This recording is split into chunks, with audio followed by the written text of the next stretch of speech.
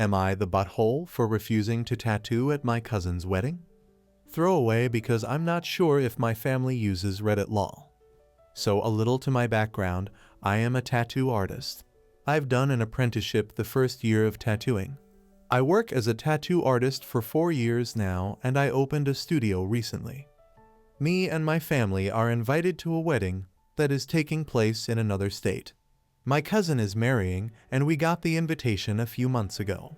Time has moved forward, and now the wedding is in a week already. Out of the blue, my cousin, let's call him Matt, texted me with something along the lines of "You are gonna tattoo me on my wedding day." I was a bit confused as I never even thought of bringing my equipment, since I also didn't plan a guest spot or anything. Guest spot is a tattoo artist working at another studio for a few days or weeks, mostly in a different area to grow the clientele. I jokingly asked if he has a machine, as I still hoped that he wasn't serious. He then just asked if I don't have one, and that one machine wouldn't take up that much space to take with. I replied that I didn't plan on bringing my equipment, that in fact contains more than just a machine color, hygiene stuff, stencil, that's the purple stuff you put on the skin to then trace the tattoo with actual needles, etc., and that I'm not prepared to tattoo at a wedding of which I don't know anything about layout of the location. Is it in city, outside, and so on. He then said that he had planned on this and that it would mean a lot to him to both get a tattoo on his wedding day and that I'd be the one to tattoo him. Remember that this is the first time I'm hearing this. I again tried to explain that I don't feel comfortable with that, and that it's quite short notice as I work until me and my brother fly over to attend the wedding and a tattoo needs to be designed first, right? He saw my message but didn't reply anymore. This morning my mother called and she was furious. She asked why I couldn't pull my crap together and just tattoo Matt. I told her what I've previously told Matt as well, but she didn't want to hear it. She just said it would mean a lot to her and Matt's family if I'd do that, and that it could be my wedding gift. Then she hung up. I talked to my brother about it, and he just shrugged it off and said it would be nice of you though. I'm unsure what to do now. As I said, I'm not really comfortable with the whole situation, especially because I've never been guest spotting. So I never had to travel, let alone get on a plane with my equipment. But is that just selfish? I mean, it would mean a lot to apparently everyone, and I'm just saying no. Edit. I do have an actual wedding gift already, as they sent out a wish list with their invitations. There was a point that said artwork, because they recently moved into a bigger house, and apparently they want random artwork to decorate. I oil painted them a painting I spent several days on, so I also don't plan to give him a voucher as a gift. Maddie doesn't have any tattoos as far as I know. I don't know what my mom's problem is with all of this. I think she just wants to keep the peace. Update. So the last hours have been a lot. First I called my mom, and wow, she asked me again. This time very friendly, if I want to tattoo Maddie at his wedding, and again I said no, with all the reasons I've previously given her plus some of the very good points you guys had. Before she could say anything else, I added that I felt like she wouldn't take me and tattooing seriously. She didn't say anything for a bit until she tried to explain that she really thought it wasn't a big deal. I told her again that it is, and that my mom of all the people should know how my job works. She agreed and apologized profusely. I then asked her if she'd like to attend and watch me work on a client's appointment, and to my surprise she said yes. Mom is tagging along tomorrow. Now to Maddie, or rather his bride. I finally got hold of the bride, let's say her name is Becky, and asked her about the request her fiancé confronted me with. She seemed surprised, as she apparently had heard from my aunt that I made them something for their new house. She assumed it would be a painting since I'm the artist of the family and it's known that I also paint. I confirmed that, but that Maddie has come forward with this out of the blue and that it's not a good idea for many reasons. She agreed with me immediately. I think she does have tattoos. She thanked me for telling her, as no one else did. Becky seemed really mad, but she seemed to pull herself together. I would have lost it. I'm assuming Becky confronted Matt after our call, because only 3 to 4 hours later I checked the family group chat and there was a message from Becky. There will be no ceremony on the 13th as Matt and I decided we aren't getting married. Matt and I have things to figure out, so please text or call us tomorrow if you have questions. For the rest of the day we'll be on flight mode. After dinner, Becky called me and apologized for Matt again. She said it was a stupid idea of his and that he just thought it would be cool. She then informed me that she still wants me to fly over for the wedding day as she will be hosting a party instead of a wedding. Everything is paid for anyways and she doesn't want anything to go to waste. I asked if they broke up. Not yet, but I'm gonna stay at my sister's place until next week. I'm assuming Matt hasn't been too great, but I'm sure I'll hear about it. Apparently my brother and my mom aren't invited. Lol, my call must have been the last straw. But as far as I am concerned, Becky is handling it gracefully and Matt will be okay too, I'm sure. So I'm going to a party, but did I just make a new friend? Thanks y'all for having my back. Update 2.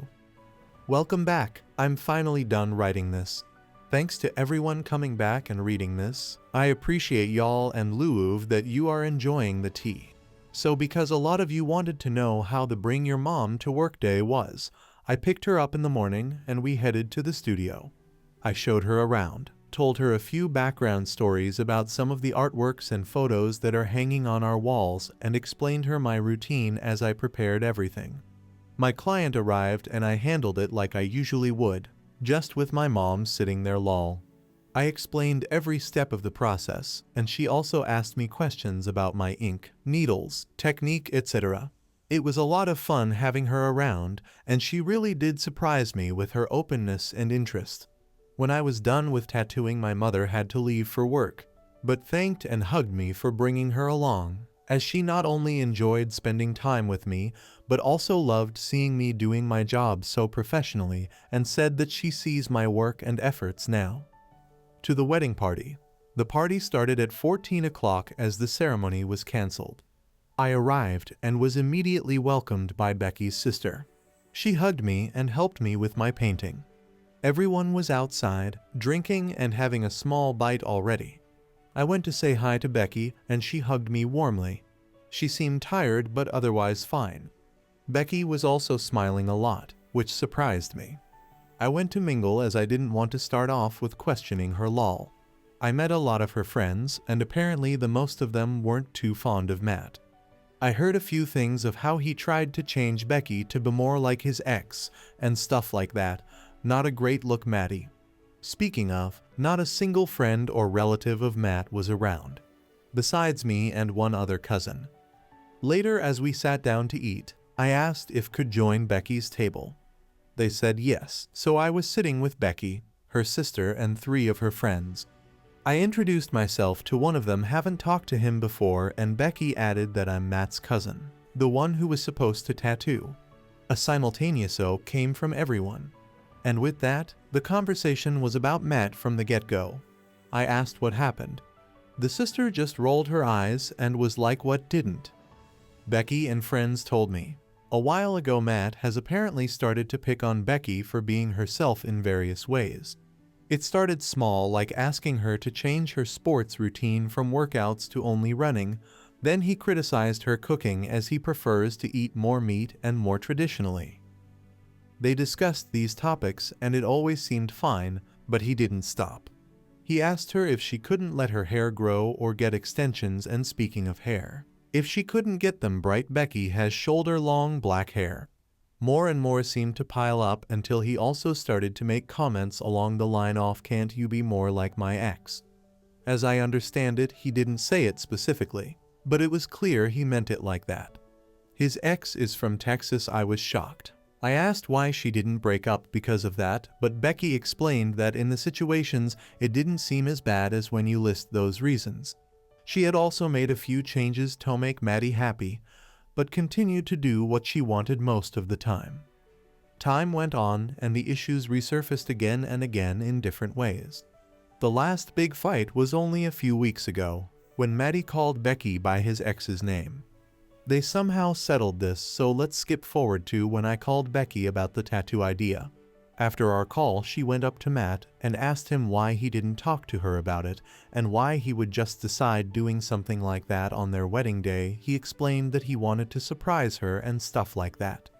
Becky went on telling him this wasn't happening and that she wanted to be able to enjoy the wedding and their honeymoon. Again, they seemed to agree in the end, and he apologized. But later this almost threw me as Becky was starting to cook dinner and Matt was sitting at the counter. They talked about tattoos again, apparently really chill discussion about tattoos in general, and Becky asked him playfully what he intended on getting tattooed. He gestured across his chest and said, "I want my birth date, our wedding date, and your birth date. So insert his BD 06-13-2024, insert BD." Becky said she went blind for a millisecond. That third date was in fact not her birthday. She asked him again, and he repeated the same dates. She then said that this isn't her birth date. He persisted that it was, and that she should stop trying to fool him. She said she started to cry and ran to get her purse to show him her driver's license. That's when his face slipped. He tried to get out of it by making excuses that he isn't good with dates, etc., but Becky just went straight to her phone and checked Facebook. She found his ex's profile showing her birthday. It was the date he would have gotten tattooed on his chest if I hadn't said no and also called Becky. My dumb cousin would have ended up with the birthday of his ex-girlfriend next to his wedding date. Becky said he more or less told him it was over and that this is enough. She started to immediately reorganize the whole wedding and honeymoon while kicking him out of the house. A bit later, she called me back. She also mentioned that she didn't want to say what happened on the phone as she thought I might tell my family and she really didn't want to hear about it. Fair, I get that. Becky changed the honeymoon booking and is now taking her best friend. Also, if you're wondering, Becky's dad is currently the owner of their house, as they agreed to slowly pay him back. Due to his financial wealth and stability, that made more sense this way. As far as I know, Becky is going to stay there. Anyways, that's the tea, folks. This was truly a wild ride, and I am pretty sure Becky and I are going to be good friends. We really hit it off. I don't have much dignity left for Matt, so I'm not sure I'll keep the contact at all. P.S. Becky loved my painting. Next story. Am I the butthole for calling my sister-in-law a disgusting witch? New update. My brother recommended me this sub. I 22F have been with my husband Dominic 24M for 6 years and married for 8 months. Some background info. He has an older sister, Juliana 26F, who is very opinionated. For example, she considers me Fatty Patty. Her words, I'm 5'7" and 130 pounds. She happily told me that when I was dress shopping. When my sister confronted her, Juliana said it was just an opinion and to not take it personally. She also thinks my cat is ugly, and so on. Juliana is marrying her boyfriend of 3 years, Jerry 42M. Jerry has 3 kids from his first marriage, 15F, 10M, and 5F. For some other context, Jerry is Caucasian and his ex-wife is Filipino. We are also Caucasian. Juliana came to my house uninvited the other day ago with her parents to discuss wedding plans. As she was going along, she casually says, "I don't know how to tell Jerry I don't want his daughters in my wedding." I ask what she means. She then tells me, "Usually mixed kids are beautiful, but his youngest daughter is ugly. The oldest is too fat for the type of bridesmaid dress I want. His son is at least cute enough to have in the wedding." When I tell you I was shocked, I was shocked. I honestly seen red and said, "They are kids for F-word sakes. His kids clearly adore you, and that's what you say about them. You are a disgusting B-word." Everyone was dead silent. Juliana then bursted into tears, calling me a heartless fat B-word. Their parents followed her and left. Dominic asked what was wrong with me and how dare I disrespect his sister. I asked him if he heard what she said about the kids. Dominic just shrugged it off and said, "Well, it's not like she directly said it to the kids." He has been giving me the silent treatment and says we'll talk when I apologize. I left to my brother's house. Bro agreed with me, but his friends said Dominic had a point. My sil says I'm not wrong, but but I shouldn't have stooped to Juliana's level. Am I the butthole? Update. I want to say thank you to everyone who commented on my post. It helped me so much more than I could ever imagine. I wish I can give you all a virtual hug. I want to keep this short and simple on the current crap storm that's happening. I seen on Facebook that Dominic was out of town, so I immediately went home. Guess what? He changed the locks on me. Thanks to our 6 years, I know that Dominic has a habit of not checking the windows and doors at night. Thank God the garage door was unlocked. I honestly didn't even want my stuff anymore. I just grabbed my clothes and shoes. If anyone is wondering, I, of course, grabbed my chonky boy. His name is Sleepy, if anyone is curious. As you can guess, it doesn't look like he's been fed since I left. I took my stuff to my brother's and decided to bring Sleepy along with me on the drive to Jerry's parents' cafe. Halfway through I started breaking down and stopped at a McDonald's. Sleepy, being the amazing boy he is, helped me calm down. I decided to group text Dominic and my in-laws. I let Dominic know we are over. I told Juliana she's a terrible insecure person, and told my in-laws shame on them for enabling this behavior. Not even a minute later, and my phone started blowing up with calls and texts. After 30 minutes, I finally got the proof that I needed. My Mill texted to the group chat her exact words. What is wrong with you? Are you really still mad at what Juliana said about the kids? Get over it. It's not like she said that about you. This is her wedding, not yours. Please get therapy before you apologize to us. I put my phone on silent and continued driving to the cafe. To my luck, Jerry was outside cleaning tables. I asked him to talk and he said, "Do you want me to take you to the hospital?" When I asked him what he meant, he said Juliana called him saying I was having a psychotic breakdown and to be careful. I decided to show him the post and thread first. He looked really confused until I showed him what my Mill texted. I never seen such a pale person. He thanked me for showing him and went inside. After that, I turned my phone completely off. I went back to my brother's and I just crumbled on the couch. 6 years of my life gone to a fraud and his crazy family. I wanted to unalive myself honestly.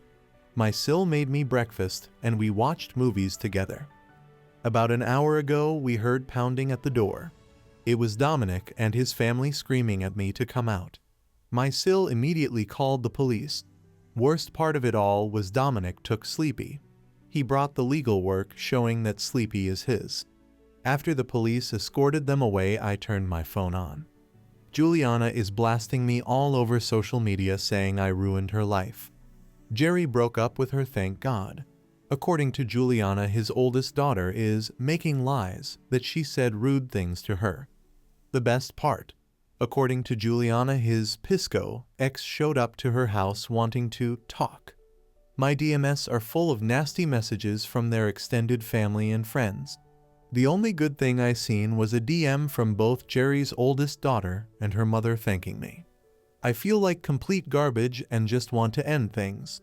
I hope things get better. Again, thank you everyone. Update 2. Again, thank you all for the support. For the sake of my mental health, I will be deleting my social media apps, not accounts, just the app that includes Reddit. I promise you all I will return when I feel much better. I will be moving in with my parents in August. I'm taking everyone's advice on my original post of helping my bro and Sil out when they have their son. My nephew will be here on June 10th. I plan to help them out as a thanks for helping me. My bro says I don't have to, but I will be. My sister and dad are getting the remainder of my things this Thursday. They will also be keeping an eye on Sleepy, and if they see anything wrong, they will take pictures. Juliana and the family are still bashing me on social media. If anyone has seen my comments on my last post, Jerry is a lawyer, so guess who will be helping me out. Overall, I will be attending therapy and I will be back again, whether that's in a month, 6 months, or even a year. Thank you everyone. Stay safe and healthy. Virtual hugs and kisses for everyone. Next story. My 23F boyfriend 24M is terrified of having sex with me and I don't know why or how to bring it up. Throwaway because he uses Reddit. So as the title says, he's terrified of having sex with me. We've been together for almost 6 months now, and every time I attempt to get intimate, he's never initiated. He always manages to deflect so smoothly. I don't even realize at the moment. He's fine with kissing and cuddling, and about 50% of the time he just walks up and kisses me while I'm doing something, or just grabs me to cuddle. But if I take it further, he'll change the topic or the mood. Like if we're watching a movie or something, and I start feeling him up, he'll turn it into play wrestling, and after we're done, I'm usually too sweaty or tired to have sex. I'm cool if he's waiting until marriage or something, because other than this one thing, he's an otherwise amazing person, but I just need him to say that. None of this weird deflection stuff that's driving me mad. If at any point he'd said, I don't want to have sex for X reason, I'd have either accepted it or broken up with him. I've been single long enough to know how to look after myself, so it's not like I need him to sleep with me. We used to only see each other on weekends, but I haven't tried anything since he moved in a month ago, because I realized that I'd just get turned down, and I know how annoying it feels to be harassed into having sex. Before anyone starts with the red flag girl, break up with him, or some crap, he's a great boyfriend and person. He's thoughtful, loving, smart, he's working towards his PhD in biochemistry, and also super attractive. This weekend, we both got kind of drunk, me more than him, and for whatever reason, he was looking so sexy that I couldn't resist myself. He kissed me, and instead of just kissing him back normally, I shoved my hand down his pants. It was like I electrocuted him. He jerked away, and the expression on his face was one of pure terror, and I didn't really realize that until this morning. I just thought I accidentally scratched him down there or something. He just quietly put away the drinks and pushed me to bed. We usually sleep together, but just sleep. I passed out afterward, and I think he slept in the guest bedroom, but I don't know because he's really good at cleaning things up, and I woke up around 1 p.m. with a super hazy memory. The only reason I realized that that night was real was because he flinched when I kissed him after lunch. He made really good scrambled eggs, and he's been a bit more, I guess, wary around me when I hug him or crawl into his lap to cuddle, normal stuff that he was fine with. Like if my hand even goes near his thighs, he'll shift away or hold my hands or something else. And I don't even know how to bring it up because it's such a weird question. Do I just ask him, why don't you want to have sex with me? From previous experience with my exes, blunt questions usually don't go over well, and I don't want to tank this relationship over something so simple. TLDR, I tried to have drunk sex with BF this weekend. He freaked out, and now he's being super cautious whenever I touch him. Edit. First of all, for those of you accusing me of sexual assault, when we were making out, he was lying down. I was straddling his waist while holding his face, and he had his arms wrapped around my back and head, pulling me into him. From previous experience, this is usually the part where clothes come off, so I assumed it would be fine. It was not. My bad, and he doesn't seem to be mad at me and is acting normal. I apologized for the weekend, and he just waved it off and said it was fine. I was drunk, and it was just a shock. I said I wouldn't do it again, and he just smiled and kissed my cheek, so I think we're good. Also, from what I could feel, yes, he has a penis, and no, it isn't small. About his sexuality, I'm like 99% certain he isn't gay, but I don't know if he's asexual. Second, we didn't get to talk about the sex thing, because he came home upset because apparently the transduction didn't work properly, and now he has to regrow the cell lines or something. I didn't really understand it, but he's upset, so we just kind of cuddled, ordered pizza, and now he's sleeping with me this time. Update. Before we get into the update, I want to answer a few questions. Why did you let him move in? Because his rent was going up by like $250 a month at the end of last year. He would be locked in a 6-month contract, and I own my apartment. I'm giving him a 50% discount on his old rate because of a boyfriend discount I made up. He wanted to pay me the full amount, but I refused, and he decided to do most of the chores around the house, so it's fine. So far, no problems. Why did you never talk about sex before? I just felt super awkward talking about it so clinically, and as one of the commenters mentioned, I wanted sex to happen organically, not because I pestered him into doing it. Now onto the update itself. I started off with an apology about what I did on Saturday again, and he waved it off just like last time, saying that I was drunk and it was just a shock. I still don't believe it was sexual assault like most of you say, and more of me reading the situation wrong. But it was wrong of me to do it when I knew he didn't want to take it any further than kissing.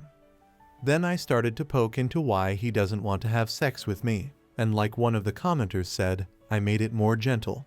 I said it almost word for word what Lord B. Wood said, and his response broke my heart.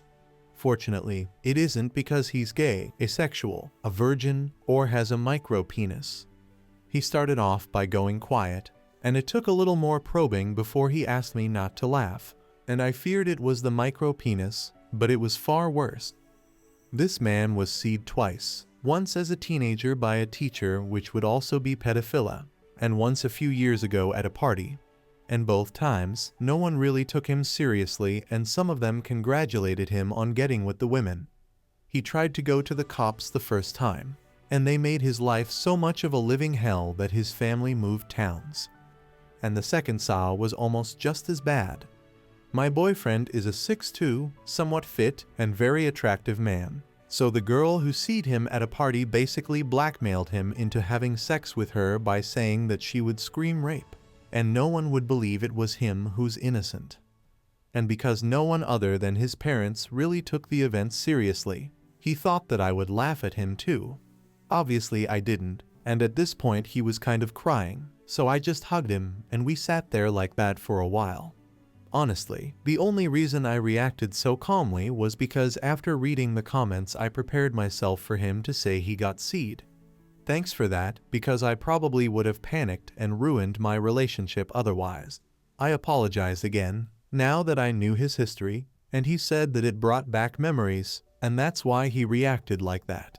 Now I feel horrible, and he doesn't seem to hold a grudge, but I'm still going to do something really nice for him. He always wanted to go to skiing, so maybe I could book a weekend at a nearby mountain the next time he's free. I asked if he was open to having sex with me, and he said that he's been trying ever since he moved in, but he was also terrified that he would have like a breakdown or something, and that's why he's been giving mixed signals. Every time we sleep together, he wants to do more than just sleep, but he's just been afraid. I said that I was willing to wait however long it took, and suggested therapy, but therapist waitlists here are really long, especially for the ones we found who deal with trauma, so I don't know how long that would take. We both promised to actually talk to each other, and I also reassured him that I would always take any problems he has seriously and not laugh, even if he thinks it's shameful. Things are looking up. He wants to have sex with me, and we're going to take it slow for now to sort of ease him into it. So maybe I'll set up something romantic this weekend and woo him. I cooked him some of his favorite food for dinner, and now he isn't tensing up when I touch him, so baby steps. Anyway, thank you guys for the advice, because while I was worrying about the micro penis or gay thing, sexual assault never actually crossed my mind, so thanks for the help. TLDR, it was trauma, and we're working through it now. I hope you guys liked this video. If you did, make sure like, comment, share, and subscribe the channel Jane's Stories.